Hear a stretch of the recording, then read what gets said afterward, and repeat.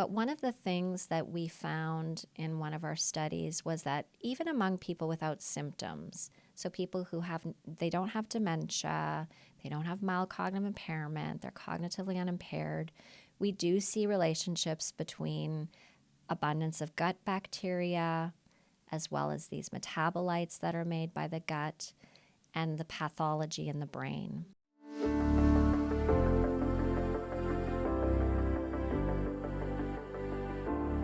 Hey everyone, welcome back to Neurologic. In today's episode, we'll be talking about the link between gut health and brain health. When we talk about Alzheimer's disease, we often talk about changes that are happening in the brain, but more and more research suggests that the gut microbiome may also have an important role to play in brain health. Our guest today is Dr. Barbara Bendlin, a professor of medicine at the University of Wisconsin-Madison.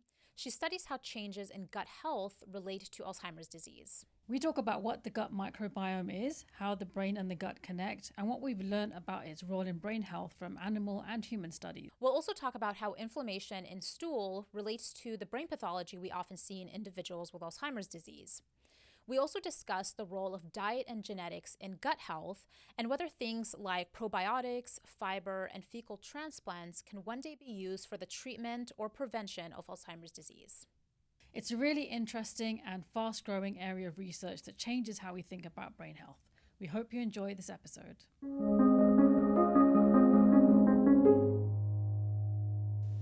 Dr. Bendlin, it's great to have you here. Thank you so much for joining us for a conversation today. So a lot of your work focuses on understanding factors that influence brain health and the risk for Alzheimer's disease. And as we'll talk about today, that includes gut health. So that's not a connection that most people would think of, gut health and brain aging. So what got you interested in studying this? Well, first of all, thank you for having me here. And my interest goes back more than 10 years ago, working with families where parents are affected by Alzheimer's disease dementia in Wisconsin. And at the time, we had a lot of interest in why people who have family members affected by Alzheimer's disease might be at increased risk themselves. Mm-hmm. And I actually read an article about the gut microbiome that suggested that gut microbes are actually transferred between family members. Mm-hmm. And that actually got me interested in this idea that could it be not just human genetics, but maybe microbial genetics that could contribute to disease risk?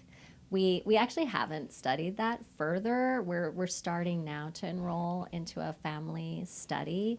But that was honestly one of the first things that got me interested, just a really good science article about the gut microbiome. Interesting. So your lab has produced some of the most cited work showing alterations in the gut microbiome in Alzheimer's disease. But firstly, what is the gut microbiome? So when we think about microbes, first of all, they're all over in our environment. And the word microbiome refers to the microbes that are in a specific environment and all their associated genetics. And so when we say gut microbiome, we just mean all of those microbes that live in the human gut and all of their associated genetics and functions. So just to clarify, when we talk about the gut, are we just talking about the stomach area?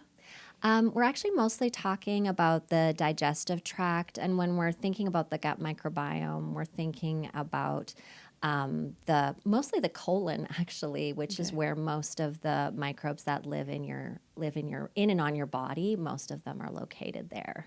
So what do we know about the connection between the gut and the brain? So there's a really large literature on the gut and the brain links. A lot of that work has been done actually in psychiatry, but more recently there's been research on gut and neurodegenerative disease. Some of the research happened actually earliest in studying Parkinson's disease, because there's some ideas about whether Parkinson's disease might actually start in the gut. We started working on Alzheimer's disease about 10 years ago, just finding that there's differences in the gut in people with and without Alzheimer's. And now we're trying to extend that work to find out how the gut might be impacting the brain. So, what kind of differences have you seen with individuals with Alzheimer's disease in their gut microbiome, and why do they matter? One of the things that we've found was actually our first finding, and it's been seen in a lot of studies now, is that there's a reduction in diversity of the gut microbiome. So when we think about a healthy ecosystem, there's usually lots of different kinds of plants and animals. It's very diverse versus, say, a monoculture. And it's kind of the same thing with the gut. What we would consider probably a healthy or resilient gut, there's going to be a lot of different kinds of bacteria, for example, that live in the gut. And it provides like a diverse ecosystem. And in Alzheimer's dementia, we saw a reduction in that diversity. We also see that there's certain microbiota that are increased in Alzheimer's, but many of them are decreased. And so we're trying to understand, what does that mean for the gut? One of the things that we've seen is that in people with Alzheimer's dementia, they actually have more inflammation in the gut. And so we're trying to understand, when people have gut inflammation, how that might influence their brain as well. So a lot of what we know about the role of the gut microbiome in Alzheimer's disease actually comes from germ-free mouse models. So what exactly is a germ-free mouse model? So a germ-free mouse is a mouse that is basically, it lives in a bubble. So it was born without any bacteria or viruses or other germs. And it lives in this germ-free environment. And those kinds of mice are used so that you can then introduce microbes and see what they do to the health of the animal. So they have no microbes in there. So they have no microbes to start off with. And one thing you can do is actually, there's types of mice that are modified so that they actually produce some of the same pathologies we see in humans. So, for example, one of the pathologies in Alzheimer's disease is amyloid. And we see that in humans, but you can also create mice that overproduce amyloid. So then we take the story to the next step, which is, what if you took such a mouse and you kept it germ-free? And in studies that other scientists have done and have published on, what they found is that if you keep Alzheimer's mouse germ-free, that it actually produces less amyloid, and there's less amyloid plaques in the brain. So it was one of actually the first clues that researchers had that the bacteria in the gut might be related to the pathology in the brain. But I do want to say, based on this, we don't, suggest that people become germ-free or, take antibiotics. It's just kind of one of the first clues that the gut and the brain can be connected. Yeah. So when you're introducing these microbiomes, are you introducing the human microbiome into these mice? Yes. So, so I have a colleague at the University of Wisconsin that's doing some animal experiments, Federico Ray, and he has these germ-free mice in his lab, and then he can introduce human-derived microbes into the animals and see how that influences their health outcomes. And it's a way for scientists to do really controlled experiments, because, we study these same things in humans, but humans are very, we eat a lot of different kinds of foods, and we experience lots of different things in our environment that can affect our microbiome. And so it kind of gets difficult to parse the true associations or the causation. Mm-hmm. And so that's why people might use a mouse model, because they can control all the variables, what the mice are eating, where they're living, what their genetics are. And that's what scientists like to do. They like to control everything. Mm-hmm. And then they can introduce the thing they think might be important. And in this case, it's the microbes. Right. Yeah. Yeah, I was really interested to read about one of the studies where you had looked at, I don't know if it was you or somebody else who had looked at twin mice, and one was obese and one was not obese, and looking at the microbiome. Yes. Can you tell us more about that? Absolutely. So in this case, this was some work that was done at Washington University in St. Louis, and Federico Ray, my friend and colleague, was part of that group. And they had germ-free mice, and they fed them a high-fat, high-sugar diet. And those mice actually don't gain weight. They don't develop type 2 diabetes. But they wanted to know, if we now give these mice a human gut microbiome and we feed them a high-fat, high-sugar diet, what does that do? So the way that they did this study is to study the gut. What we actually do is we collect stool samples, because everything in the gut then comes out into the stool. So that's actually how we analyze the gut microbiome, is by looking at all the microbes in the stool. So they collected stool samples from twins, human twins, who were discordant for obesity, where one twin was so-called normal weight and the other twin was qualified for obesity. And then they, using those stool samples, they then did something called humanizing the mice, which then now the mice are carrying the person's gut microbiome. And in the final part of this experiment, they again gave the mice a high-fat, high-sugar diet. And in the mice that were humanized with the stool samples from the so-called normal weight person, they don't gain any additional weight. They don't develop type 2 diabetes. But in the mice that received the gut microbiome of the person who was overweight, those mice, when they get a high-fat, high-sugar diet, they also gain weight. They accumulate adipose tissue, and they develop signs of metabolic disease. So it's a bit of a long story, but what it shows you is that there's something about the gut microbiome that seems to be predicting the weight gain and development of metabolic conditions like type 2 diabetes. So do you think it's for example, the human twins that the stool samples were taken from, did both twins have a similar diet, or was the obese one eating a high-fat, high-sugar diet and the other one wasn't? Like, was it the diet that led to the microbiome, or? Right. Oh, that's a good question. I actually don't know the history with regard to what they were eating or how the microbiome ended up as it did. But we do know that diet has a pretty big impact on gut microbiome. But there can be other factors, for example, taking antibiotics or who you live with in the house. Your microbiome might look more like their microbiome. Travel, stress, sleep. There can be a lot of things that affect your gut microbiome. And some of those things might go together. So, for example, if you've experienced a lot of stress, you might also have trouble sleeping. You might also crave high-fat, high-sugar foods, etc. So, so all those things can go together and affect the gut microbiome. But yeah, it's a good question. So your work has shown a reduced microbiome diversity in Alzheimer's. So why is this diversity so important?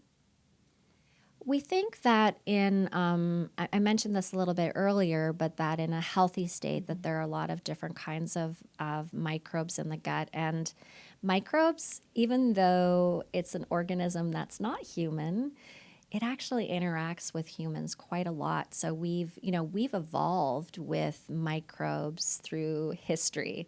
And we have a lot of different microbes in our gut that do different things. So they help us digest our food, and they produce vitamins, and they produce small molecules that move through our body and signal with our tissues. So we think that perhaps in aging, that people they lose diversity, and then they lose some of the functions that those gut microbes might have had in the person's body. So that can have consequences for health. So what we are trying to understand exactly which microbes are lost or which ones become more abundant. What do they produce? How do they interact with the brain? But suffice to say, microbes are kind of important, so you don't want to lose too many, and that's why we think loss of diversity might be a bad thing. We sometimes hear the term leaky gut. Can you explain what this is? And is there any evidence that a leakier gut could affect the brain or play a role in brain disease? That's a very good question, and I'll say that we're at early stages of understanding the implications of leaky gut. But put simply, when we talk about leaky gut, we're talking about the intestinal barrier. And your intestines have a barrier that's supposed to be there. And in certain cases, you might lose some of the barrier function and things that should have stayed within the gut. And that could be microbes or microbial products. They might actually leave the gut and go into systemic circulation. And we've been interested in whether leaky gut might play a role in Alzheimer's disease.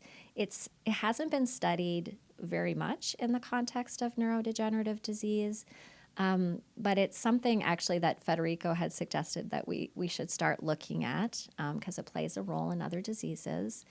And we do see some early evidence that people with Alzheimer's might have signs of leaky gut. We also, I mentioned a little earlier that we see signs of intestinal inflammation. And it does seem to correlate with the amount of pathology people have in the brain. We don't know, though, if, leaky gut leads to changes in the brain, or maybe when people develop brain diseases, that could affect the gut as well, because we know that there's not just a relationship between what the gut does to the brain, but also what the brain does to the gut. So it's still very early days, and maybe stay tuned and we can have this conversation in a year and I'll give you an update. Great. So can the gut microbiome influence the immune system, and what does that mean for brain health?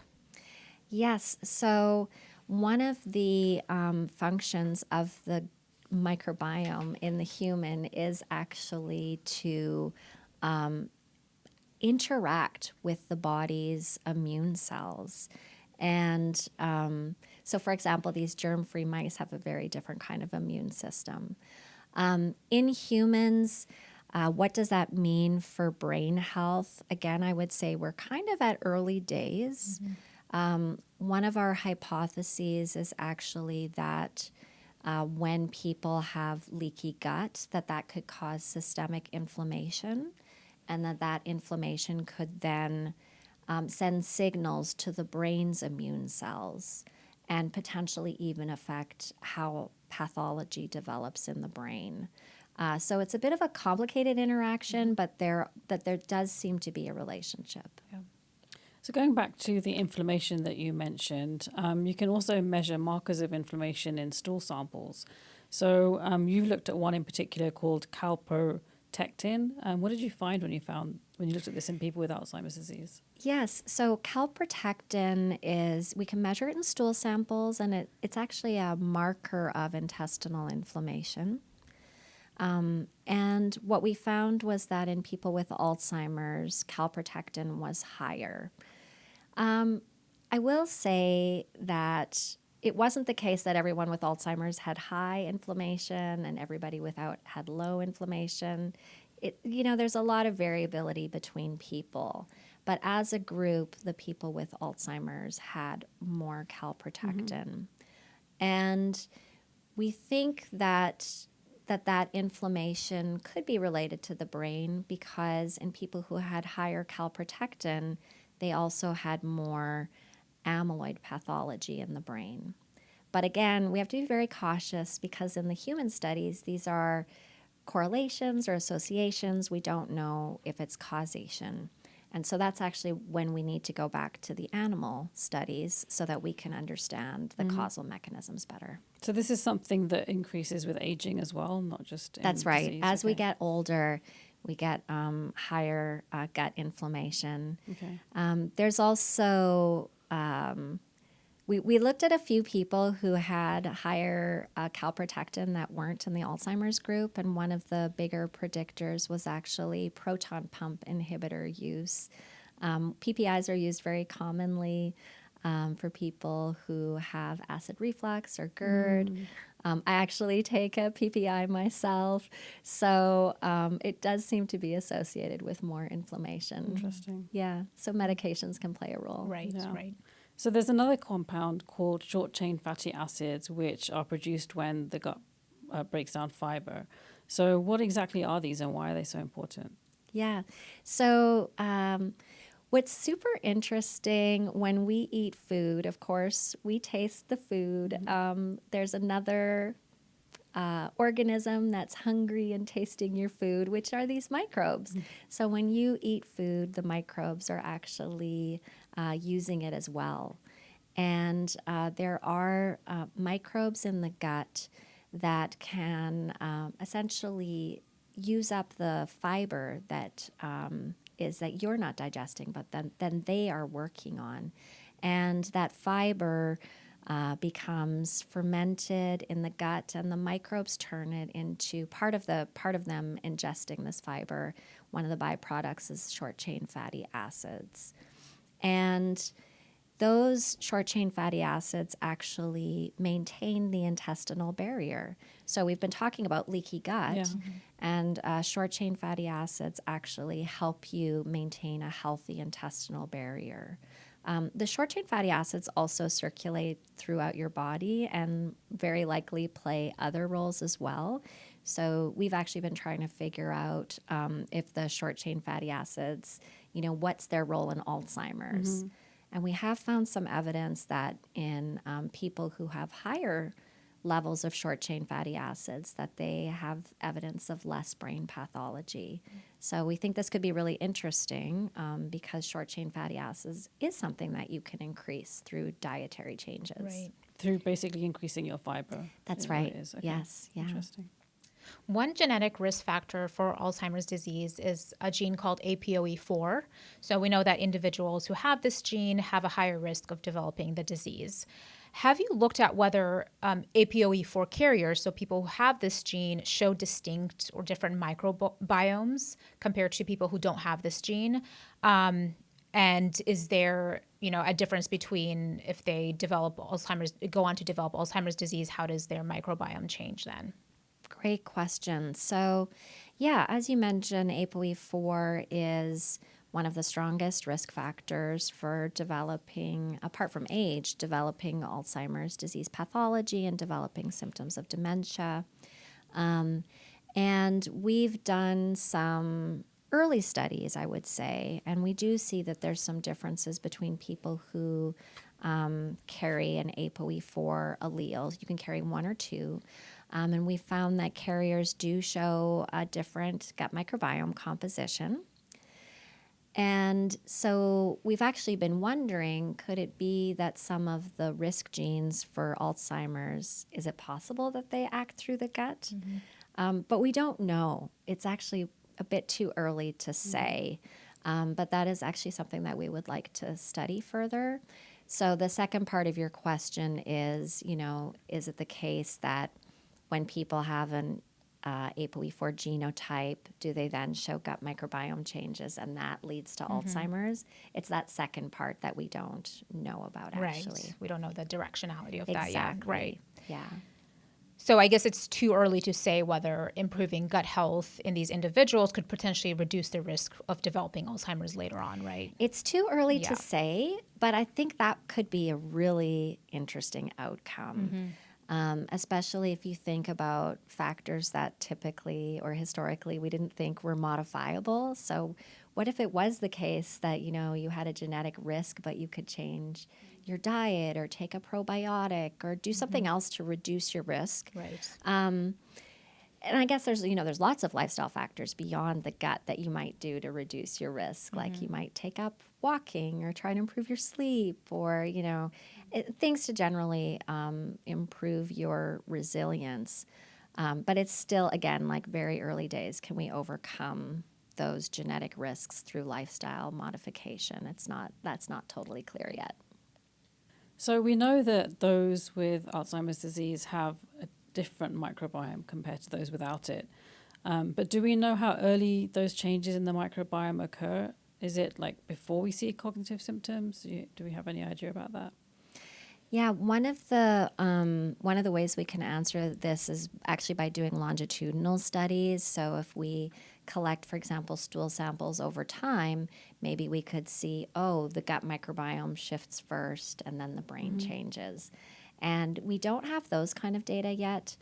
But one of the things that we found in one of our studies was that even among people without symptoms, so people who they don't have dementia, they don't have mild cognitive impairment, they're cognitively unimpaired, we do see relationships between abundance of gut bacteria, as well as these metabolites that are made by the gut, and the pathology in the brain. And we can look at pathology in the brain using brain imaging or using what we call fluid biomarkers. So we have these ways of studying people who are asymptomatic, and we see some relationships between the gut and the brain. So we think it can be early. So when you're talking about these pathologies in the brain that you see in these healthy older adults, are you specifically referring to amyloid? Yeah, amyloid is definitely one of the pathologies we study.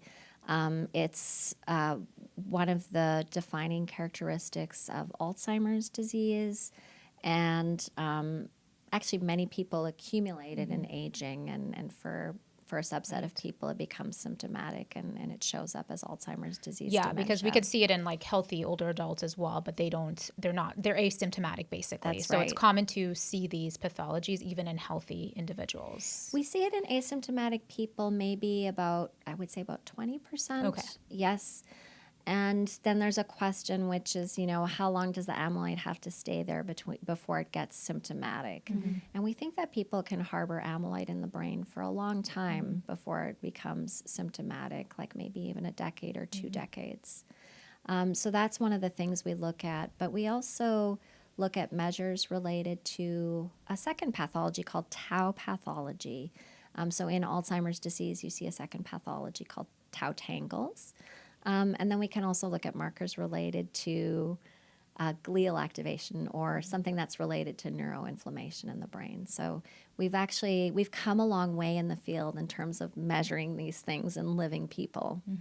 Yeah. So from looking at those biomarkers and all those measurements, do we know yet whether the gut changes or changes in the gut are raising the risk of the disease, or is it that the disease is causing the gut to change? And even going back to what you said about with Parkinson's, that it's thought to begin in the gut, is that something that we're thinking of with Alzheimer's? Yeah.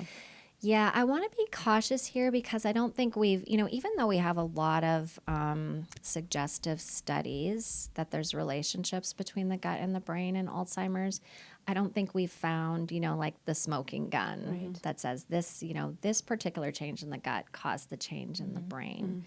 And there might not be a smoking gun, or it might not be one thing.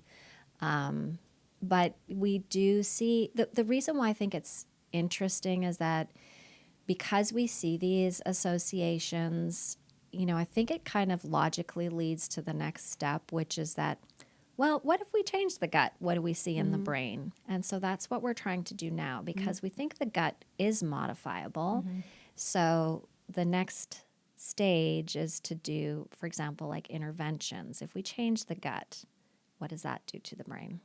Is there such a thing as a healthy microbiome, or does it look different to everyone, like between individuals? A very good question, because we would all like to have a healthy gut microbiome. So what does that look like? But there is a lot of variability between people. So, you and I might have a healthy microbiome, but it could look very different in terms of the microbiota that are there. And then it's further complicated by the fact that the microbes all have a function. And so you and I might have different microbes, but they have the same function. Put very simply, and this might be a term that your listeners have heard before, but there's something called gut dysbiosis. And that we've sort of covered that already, which is a loss of diversity in the gut. And so we think that that's probably not healthy. But there's no sort of like one healthy gut microbiome that everybody should be striving for, because that's not defined. Right. Yeah. Right. I'm sure it relates to your environment as well, right? So, just evolutionarily speaking, like where certain you environments, live. where you live, Yeah. or certain countries or environments probably require a certain microbiota to complement that environment. Like if they have a specific diet, maybe Yeah. there's like a specific microbiota that breaks down that food. Kind of how we talk Absolutely. with fiber. Yes, 100%. And geography has a huge impact on gut microbiome. Yep. I also find it interesting, I think you mentioned before that people who live together tend to have similar microbiome Yeah. as well, which is really interesting. Like, Yeah. how does that happen? Is it just because you eat the same food, or It's probably at least partially diet, and then you're probably exchanging microbes in your environment as well. But yeah, you have similar exposures, and you're exchanging with one another. Same Yeah. with if you have pets, right, versus not having pets. Yeah, your there's gut been some microbiome. studies suggesting that if you have pets, your microbiome might look different. And in particular, dogs, I think, because they go in and outside of the house and might bring in different kinds of microbes. But so far, what I've heard is that it's good, that having a dog is good It's for not your bad. microbiome, I think, anyway. I wonder how the dogs are affected by having the human microbiome. Yeah, that's a good point too. Yes. Or I think we and our animals probably share some similar health phenotypes depending on what we're eating All and these our amount of dogs and cats exercise. getting obese and diabetes and stuff. Yeah. So, okay, so we've talked a lot about how diet influences the gut microbiome, but what other factors affect it, like stress and other lifestyle factors? Do they affect the microbiome as much as diet, or like relative to diet, how much of an impact do these other factors have? I think, things that massively change the gut might have more impact than diet. I'm thinking things like antibiotics, which of course have a very important role in health, but they do deplete the microbiome. Any sort of a gastrointestinal surgery, for example, also has a big impact. Diet has a big impact, but we talked about some of the other lifestyle factors, such as stress, such as sleep, exercise. All of these things do impact the health of the gut.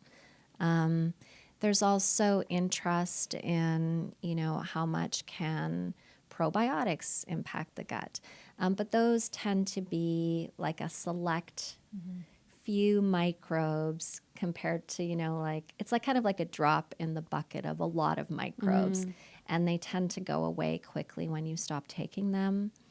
But another one that we haven't talked about is stool transplant. So that can also radically change the composition of the gut microbiome. And that's when you receive a transplant of stool from someone else. So there'll be like a stool donor and then a stool transplant. So that could change your gut microbiome. And an example where that's used is in treating C. difficile, which is sometimes a hospital-acquired infection where C. diff is like one microbe kind of takes over the gut and really depletes diversity. A stool transplant is actually a potential treatment for that infection. And have you looked at this fecal transplant in relation to Alzheimer's disease and whether that could potentially, reduce symptoms, for example? Right. It hasn't been well studied in a large clinical trial. A few years ago, we actually did start a study to do a stool transplant in people with Alzheimer's disease, dementia. I think we did about 5 transplants, and then the pandemic happened. So we didn't get much farther than that. So I would say that no, there's no evidence right now that a stool transplant would affect symptoms of Alzheimer's disease. There's still need for a rigorous clinical trial, and it's also important in those studies to have stool from like a reputable source. Right. I was going to say, you pathogens exactly. could potentially interact. You can transfer other things through stool that you don't want. Yeah. So stool banks that do this, that collect stool from people for stool transplants for C. diff or other reasons, they're quite selective in who can be a donor. So they screen people for a lot of health conditions, right? Like we talked about like obesity and type 2 diabetes. Well, like if that can be transferred through a stool transplant, then maybe we should, screen for a lot of health conditions. And then they screen the stool itself to make sure that it doesn't have pathogens. So, there's a strong interest in high fiber and fermented foods. Is there evidence that those types of foods can benefit our gut health? Yes. Yeah, there is quite a few, studies linking, for example, fiber and short chain fatty acids, which we talked about. But then you also raised fermented foods as another way to perhaps, introduce more microbes into your gut. And there was a study, a clinical trial from Stanford where they actually, and clinical trials are nice because they're very well controlled, where they had participants who previously either didn't eat a lot of fiber or didn't eat a lot of fermented foods. And they then changed their diet during the course of the clinical trial. And then the investigators looked at the diversity of the gut microbiome, as well as measures of inflammation and markers related to immune function.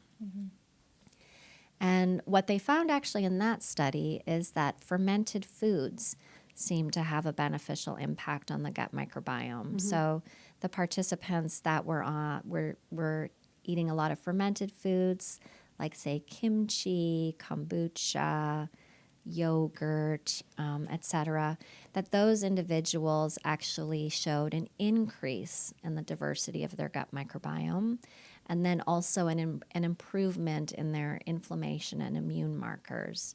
So this is a study that shows you that a dietary intervention can change the gut and perhaps your associated health outcomes. So do you think, like you mentioned before, that when people take probiotics, the changes to the gut microbiome are quite short-lived? Like once you stop taking them, the changes disappear. Is that the same with fermented foods? Like, does it stop as soon as you stop eating it, or does it continue to maintain that diversity? Yes, in the study we just discussed, they may have tested this. I don't know the answer to that. How quickly the effects of fermented foods go away. My suspicion is if you stopped, that the effects probably would go away. How quickly, I'm not sure. Changes to diet can influence your gut rather quickly, actually. Okay. So even kind of this example of the short chain fatty acids, right? You're going to be mostly producing those when you're eating a fiber-rich diet. So if you stop eating those foods, you're not going to be producing those molecules.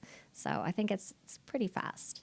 So do you think the most effective way then to modify our microbiome is through diet, through changing our diet, or do you think like targeted therapies like probiotics or prescription microbiome therapies are more effective? I think it might be a combination. Okay. I think diet is important, but on the other hand, you're only feeding the microbes that you have there too, so to a certain extent for therapies we might need to introduce new microbes, and that could be through microbial combinations or probiotics. We're actually starting a clinical trial now where we're looking at specific probiotics that have been previously shown to improve the intestinal barrier. So perhaps, if it's microbes that you've selected for specific roles, I think that we might see some therapies in the future that are really targeted and focused on a few microbes of interest. Right. So we kind of talked about how, a healthy microbiome might look different for everyone. So can we say that there is a diet that's beneficial for everyone? So if we're talking about like fermented foods, high fiber foods, is it going to show the same benefit across different individuals? I'm going to give an answer that's maybe not completely science-based, but maybe partially science-based, which is, and it reflects, I think, maybe more my personal opinion on this as opposed to pointing to one specific study, but I don't think that there is a diet for everyone, actually. And I think that's because we have different, human genetics are different. We're starting off with different microbes. And, there's such a diversity of diet across the globe that I think it would be naive to say, there's like one diet that's good and healthy for everyone. And certainly in the Alzheimer's field, and cognitive aging field, we haven't seen that there's just, like one diet that is good for everyone. And I almost feel like that's why some of the large scale clinical trials on diet sometimes don't have strong effects, because we're not getting to the heterogeneity between people. Yeah. So talking more about diet then, do you think the consistency of your diet makes more of a difference rather than a short-term change, like people do like cleanses or fasts and things like that? Like how effective are those short-term things that they might try to do to influence? I mean, they're probably not intentionally trying to influence their gut microbiome, but that's probably one of the things that's going to happen. Yeah. What do you think? That's a really good question, and I don't know the answer. I'm sure somebody has studied, fasting and gut microbiome. I actually think it would be really interesting to see what that does. And, there's a long history of fasting, humans fasting for different cultural and religious reasons. And I actually don't know what it does to the gut microbiome. But I think, just back to your question about diet, I think that I'm just going to skip this question because I don't know. Okay, no worries. Yes.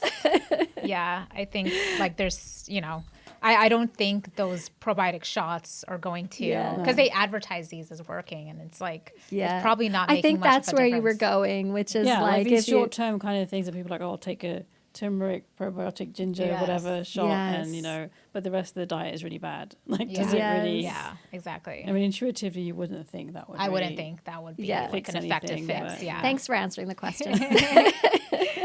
So there's a lot of misinformation about the gut microbiome, kind of like what we just talked about, like these shots of, probiotics. So what is the biggest misconception that you hear about gut health and the brain that you'd like to correct? The biggest misconception about gut health and the brain, with regard to links between the gut and the brain, I think that we are still in early days, and we don't really have evidence that changing the gut can reduce risk, for example, for neurodegenerative disease. There have been, for example, some single case reports that, for example, people who've had a stool transplant had improvement of symptoms of dementia.